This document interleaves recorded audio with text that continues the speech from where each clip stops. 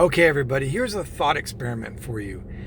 Tell me the name of a song that is from when you were younger, that when you hear it, the dopamine in your brain automatically kicks on and you can feel it. And every time you hear this song, you don't even have to associate that feeling, but you just know when you're driving and you hear that song and it comes on and you're like, poof, you can feel it come on, right? And don't give me something that's new, and there's a reason for that. And it's because it hasn't had time to sit into the collective and either be accepted or rejected as a staple of listening music for a long period of time, right? So try to avoid something new, but tell me the name of a song from when you were a kid or younger that came out, and every time you hear it now you're like, poof. And I don't mean something that's like a number one hit or something like that, because, we all recognize big hits. But a song that, even you might have not liked as a kid, or you might have missed it. So here's mine, right? When I was a kid, it was the mid 80s. I was a young teenager. And that song, Rush, by Big Audio Dynamite, right? You remember that song? I'm going to play it right now. Yeah, this song. Remember that? So when this song came out, I was like, man, that's okay. I like it. Yeah, but it was mostly whoosh. Because at the time, there was so much big music that was out, that was in your face and was heavily produced and was front and center and was very overwhelming, that a song like that from maybe a known band or unknown band came out and you just kind of like, oh, that's cool. It's a pop song, right?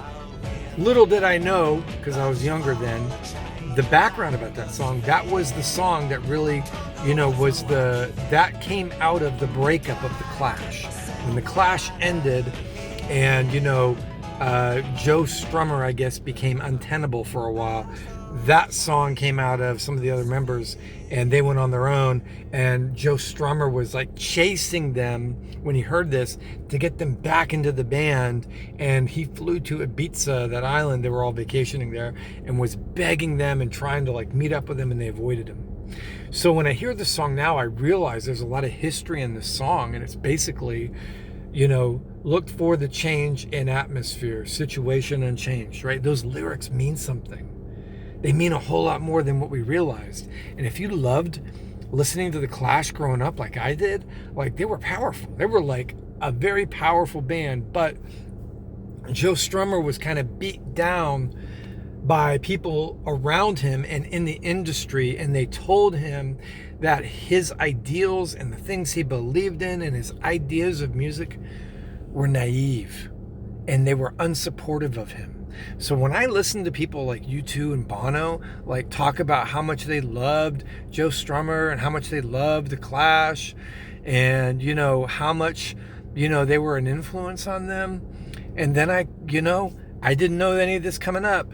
I knew they liked them, and I didn't know that they were the synthesis for them getting into music, but I also know that they were famous at the same time that Joe Strummer was struggling, and Strummer said nobody supported him.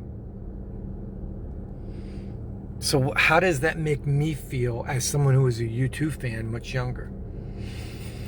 You have to be kind to people, right? You have to be kind. There's a story I heard this morning about Quentin Tarantino, how he never had Steve Buscemi back on any of his movies because Steve Buscemi didn't believe in tipping waitresses. And Tarantino, as much as you love or hate that guy, said, I'm not down with people who treat people like garbage.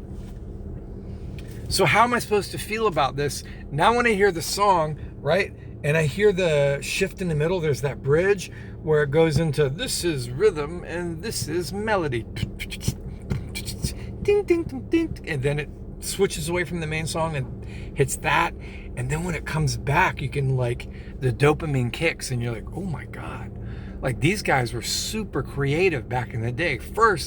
The first half of the Clash catalog, or the first 2/3 of the Clash catalog, then Big Audio Dynamite, and then you see Joe Strummer really struggling hard in the background trying to come up with big hits. which he did. But he had that manager that really took advantage of him. So where were all these people in the music industry that loved Joe Strummer when he was being taken advantage of by that guy? That's my question. Anyways, there's some music history, and there's a question for you. What song, when you hear it, kicks and activates your dopamine and makes you think, wow? Don't let it be something that just came out yesterday either. Okay, all the best. Choose life, practice kindness, speak to people in the way you wish to be spoken to, and don't forget to shave some days in the morning. All right, be good.